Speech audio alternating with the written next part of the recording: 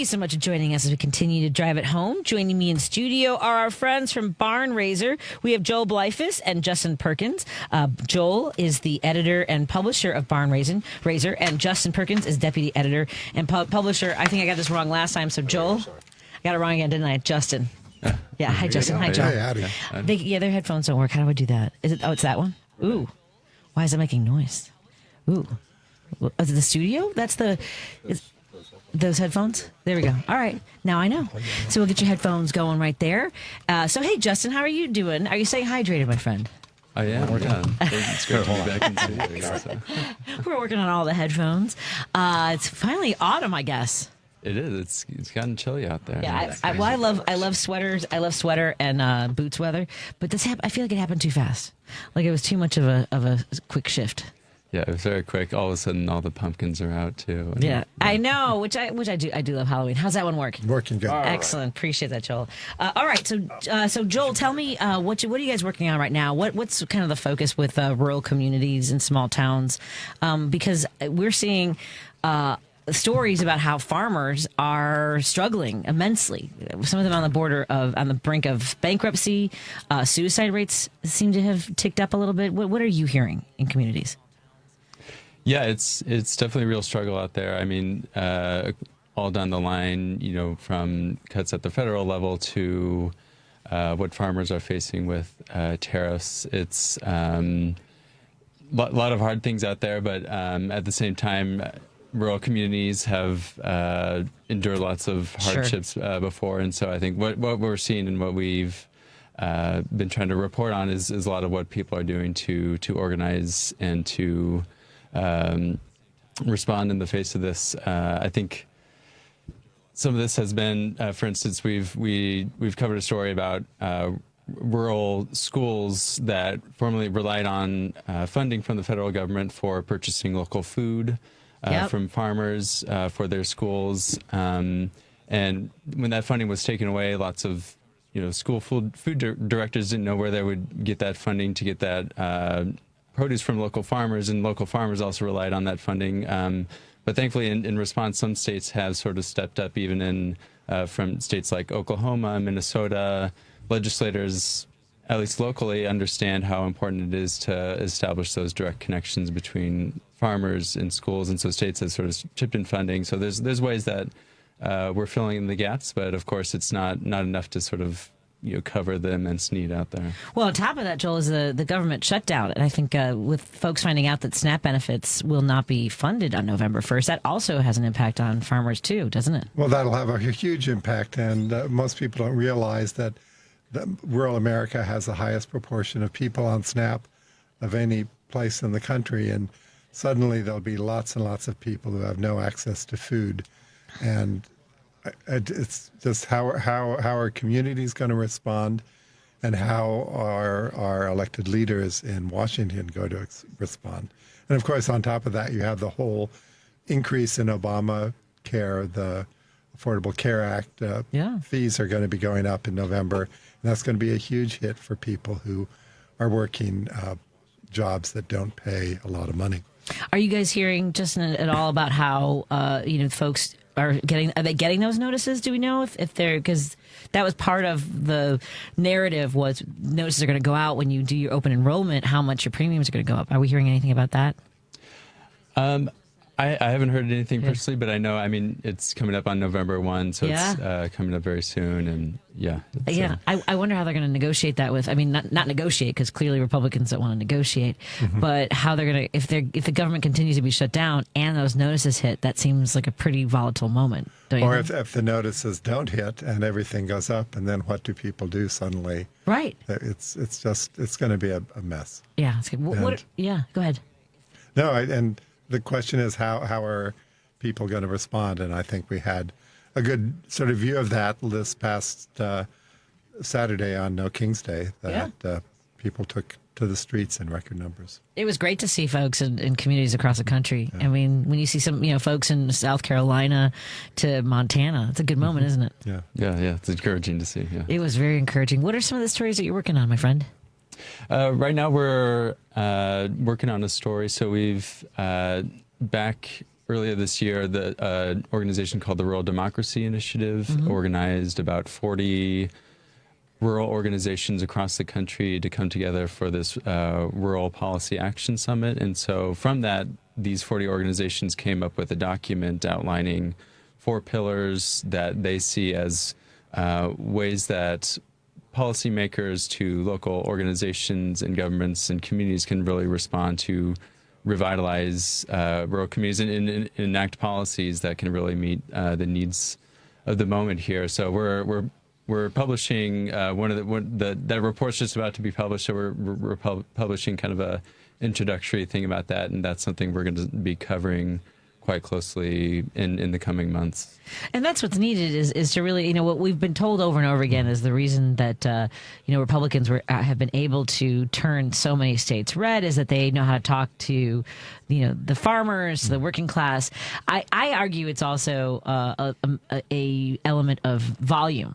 Not just how loud, but also how many conservative stations there are, radio stations, it's like 1,500 conservative stations, 700 religious stations. If that's the only message you hear all day long from your minister to your talk show host, and then you're watching Fox, it's a pretty heavy lift, isn't it? And now watching CBS because that's changed hands, and you wonder, I think that's a very disturbing development, is this sort of concentration of what were used to be sort of neutral networks into moving to the political right. And it's a very calculated strategy, I think. Oh, yeah. It definitely seems to be the case.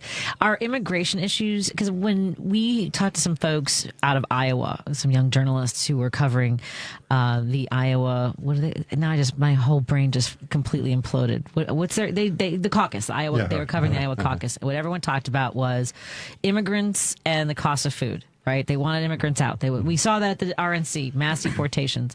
Are we seeing the impacts of the volume of farm workers that are either not able to go to work anymore? Because I know it costs a lot of money to get visas for them to be sponsored, right? Absolutely, yeah. There's on top of the sort of farm crisis we're in right now, there's also a growing farm labor crisis that's happening, both because of immigrants not feeling safe who are here legally through visas and other means to show up to the job, and farmers just not able to get the labor they need. And I think what's hard to understand is, especially in an industry like dairy, it's actually quite specialized work that you need.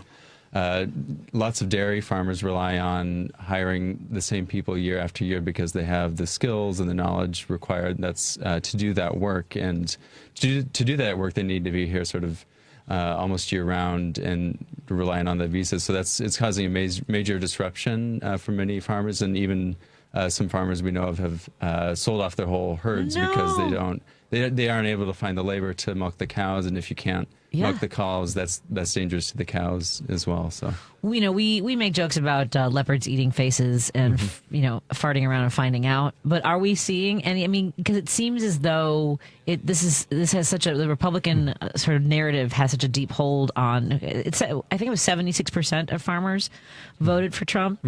Are we seeing any of the? I didn't think he was going to do this. I didn't think I was going to be the one to suffer. Are you seeing any of that? Yeah, I think especially you're looking at the row crop farmers, soybeans and corn, who've had their whole markets just upturned in the past 6 months. And even though they're now getting special subsidies because Trump doesn't want to offend them too much, they realize they've lost these markets for good. The soybean market has gone to Brazil. And is it going to come back? That's somewhat doubtful. And so what happens in the future? I think that those sort of the effects of what's happening is coming home to roost, and we'll see that in 2026. Is there anything going on with the DNC saying because of his policies, because of this is why? I would have mailers in their mail. I would be sending something out or doing digital or doing billboards and saying, you're hurting because he's a terrible president. Well, I haven't followed the DNC closely, but from what I know that, they've had record small dollar fundraising success, and I think their communications now are a lot less give me, and they're talking to people about how to be organized. And while I think some of the big money has sort of stayed away from the new leadership, I think that they're really changing how the party is trying to work with people at the local level. So I hope that's it's what's happening. It's about messaging, but it's about winning the argument. And part of that is also sales. It's like selling your message. And what is it, like 7 touches in order to like get somebody to buy and buy them. We need them to buy the message. Like I said, billboards, digital, mailers, your bills are going up because of the Republicans. Your farm is on the brink. And we know that J.D. Vance and this acre trader, do you guys know about this element of this? Are people talking about that in rural areas? Do you know? That they basically want them fighting over crumbs once they can't afford to keep their farms? Yeah, I mean it's definitely, I mean, one of the major things that so many people talk to us about when we talk to them is just they really want their elected leaders to stand up for antitrust enforcement. And I think what's going on with the whole J.D. Vance thing there is just part of the ramifications of what they're doing, whether that's purposeful or not, is just further concentrating the industry in the hands of a powerful few, and basically opening up huge swaths of acres to even more buyouts by billionaires and corporations who see just this farmland as investment. So I think, one of the things we hear all the time from the folks we talk to is just the importance of antitrust enforcement and really cracking down on monopolies and the concentration of industry almost across all sectors that has caused so many abuses and destruction of our democracy in many ways. We are talking to our friends from Barn Raiser. Well, you can go to barnraisingmedia.com to read all their great work. We'll talk more about some of the articles that they have up on their website right now, and you can check them out while we're having the conversation. Again, that's barnraisingmedia.com. I know we had our friend Dan from Indiana on hold. Dan, if you want to call back, I apologize if we cleared the lines and dropped you, but if you want to join this conversation, I know you wanted to talk about how much money Trump is wasting. You can give us a call if you want to join this conversation. 773-763-9278 to talk about rural and small town stories. We're in studio with editor and publisher Joe Bleifuss and Justin Perkins, deputy editor and publisher, and we're grateful for your time in studio. More in a moment on WCPT 820 and KKNW 1150. A better life with Dr. Sanjay Gupta. Broken heart syndrome is a very real medical condition that can be brought on by extreme emotional or physical events like the death of a loved one. The clinical term is Takotsubo cardiomyopathy, or TC, and it occurs when the heart muscle is flooded with stress hormones, essentially causing it to freeze in place. As the heart struggles to properly pump blood, symptoms resemble those of a heart attack. Now, while TC is far more commonly diagnosed in women, a new study out of the University of Arizona found men are more than twice as likely to die from the condition when they do have it. That could be because of hormones, misdiagnosis, or the fact that men generally tend to seek care later than women when something is wrong. The bottom line, listen to your body. Severe chest pain or shortness of breath should always be treated as a medical emergency. I'm Dr. Sanjay Gupta, helping you live a better life. I love a day on the water with friends, but my moderate to severe plaque psoriasis sometimes holds me back. Now I'm all in with clearer skin thanks to Skyrizi. Risankizumab Riza, a prescription-only 150 milligram injection for adults who are candidates for systemic or phototherapy. Teaching music is my passion, but my active psoriatic arthritis can limit me at times. Now I'm treating my joint symptoms with Skyrizi. With Skyrizi, most people with plaque psoriasis saw 90% clearer skin at 4 months. Or if you are an adult with active psoriatic arthritis, Skyrizi helps you move with less joint pain, stiffness, swelling, and fatigue. Don't use if allergic to Skyrizi. Serious allergic reactions, increased infections, or lower ability to fight them may occur. Before treatment, get checked for infections and tuberculosis. Tell your doctor about any flu-like symptoms or vaccines. There's nothing like clearer skin. There's nothing like better movement, and that means everything. Ask your doctor about Skyrizi. Visit Skyrizi.com or call 1-866-SKY-RIZI to learn more. Because facts matter. You are listening to WCPT 820. You're listening to Driving It Home with Patti Vasquez. Thank you so much for joining us as we drive it home with our friends Joe Bleifuss, who's the editor and publisher for Barn Raiser, and Justin Perkins, who's deputy editor and publisher. You can go to barnraisingmedia.com and learn more about what's important in our communities, because obviously I come from a place of living in Chicago my entire life. I live in Champaign-Urbana. That kind of counts. That's not small town. That's medium town. That's campus town, right? That's surrounded by rural America. That's true. I mean, especially when it was hot out and the winds are blowing, man, you got a good whiff of the manure. That was rough in hot weather. I don't know if people get used to that, maybe, but at any rate, we've been talking about the impacts that Trump's policies have had on our rural communities, in particular when it comes to people who have lived for generations on farms, whether it's in dairy or soybean and corn and other produce. You have a story about rural mental health care, which already is a stigma for a lot of people who consider, like, I don't need that. That's for weak people kind of a thing. But tell us a little bit about this story, if you want to, Justin, about access to health care in rural areas, mental health care. Yeah, so this story focuses on Colorado specifically, but a lot of it applies to rural America all across the country. So over the past few years, especially recently, EMS services in rural Colorado have been responding to a lot of mental health emergencies, behavioral health emergencies, which has strained a lot of emergency response systems, especially in rural areas where a lot of the labor depends upon like a volunteer labor source. And so, and then part of the issue is that emergency responders can respond in the moment, but they're not able to respond to the long-term care that's needed. So there's this new idea, sort of movement taking hold called community integrated health systems, that the idea is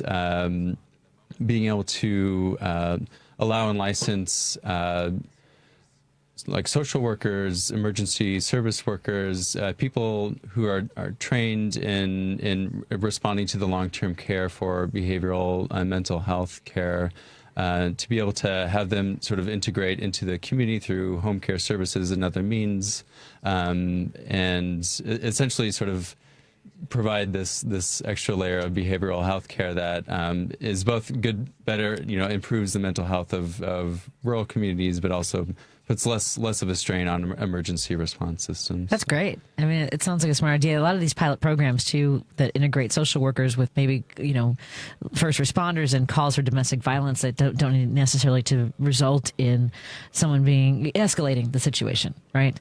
And the other thing, you also are highlighting several stories on religion, which, I think that, have you read Strangers in Their Own Land? There's a journalist that went down. I think she was in Louisiana. Arlie Hochschild. Yeah. And so she was talking about how it is deeply entrenched, their politics and their religion. Like our friend Jess Piper said when she ran for office, and we hear this all the time. But they would ask her, "Are you a Democrat?"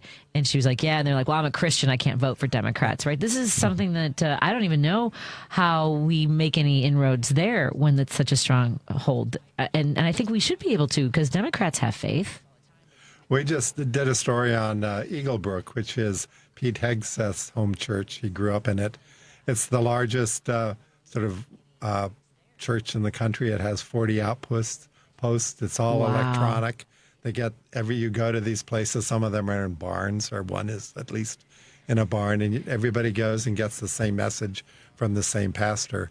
But it's very much sort of integrated into the Christian right, and it's got bands and music and coffee shops, but there's no sort of community developed over it.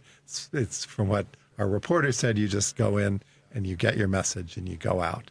And so it's this... and by message I'm curious about what these messages might be, considering the kinds of things he espouses, when it comes to women and, race and the idea. Even just his tattoos alone are a little bit unnerving. Frightening, yeah. I think what Pete Hegseth is sort of believing and espousing nowadays is certainly one thing. I think what we sort of looked at with this church in Eaglebrook, it's an interesting mix of sort of self-help type speeches related to the Bible, all the way to espousing that Christianity is the only true religion, and all other sort of religions are false. So there's this sort of Christian supremacy narrative, in a sense, interwoven in there, which yeah, it is. I think it's important too in the context of the way that rural churches used to be sort of a cornerstone of your community, and right.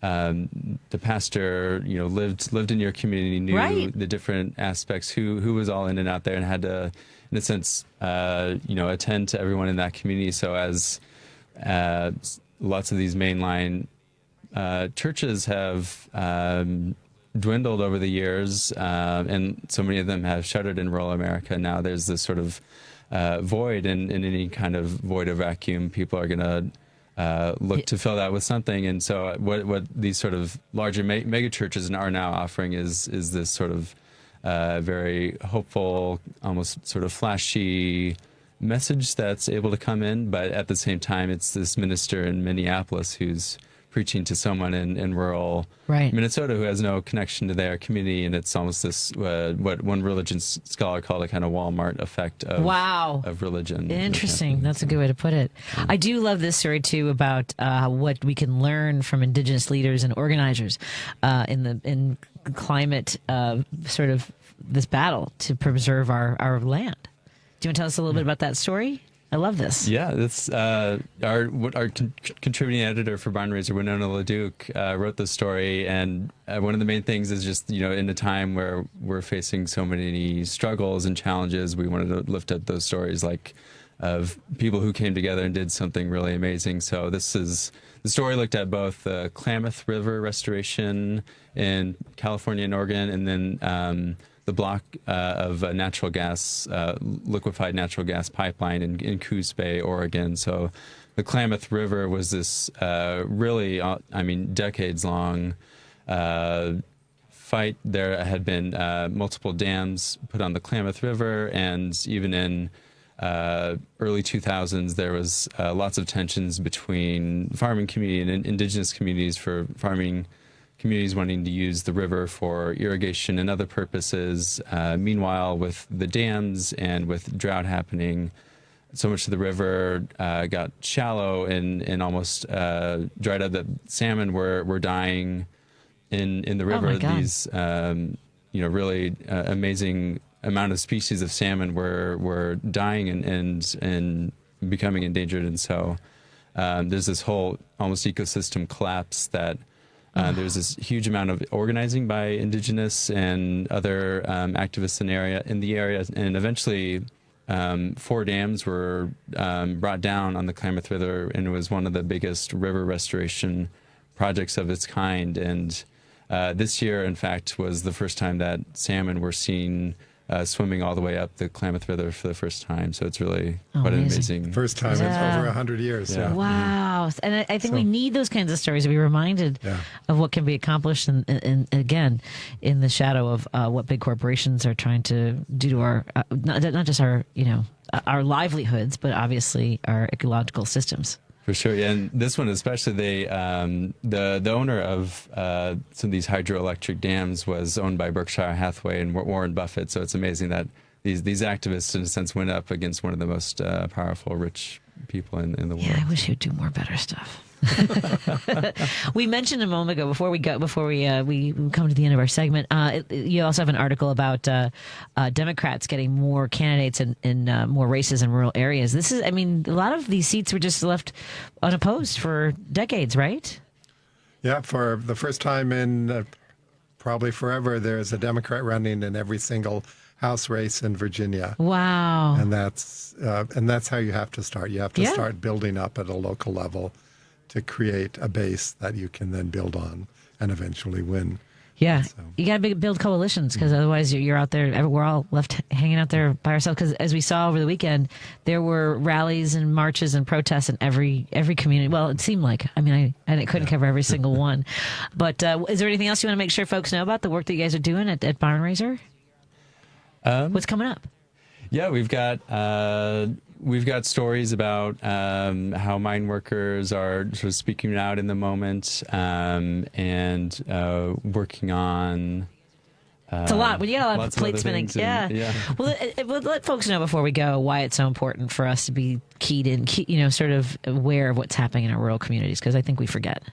Yeah, I think it's just so important that to know that you can to know what you can do in your specific area. I think it can be so overwhelming if you're watching the news, hearing about what's going on, to not know, to be paralyzed how to act. And I think that's certainly probably one of the intended effects. So I think what we hope to aim to do is sort of inspire people to sort of look locally at their community and just see what they can do and how they can take action, however small that is. Excellent.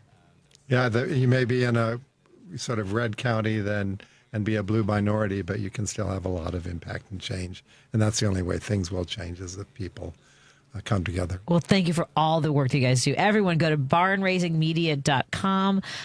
Sign up for the newsletter. Stay up to date on everything that's happening. We'll talk to you guys. We look forward to having you back in studio. No, it's been great to be here. Thank you so much. Take care. We're going to have our friends from Madison, Wisconsin up in a moment. They're also out of Minocqua. Minocqua Brewing Company Up North podcast after this.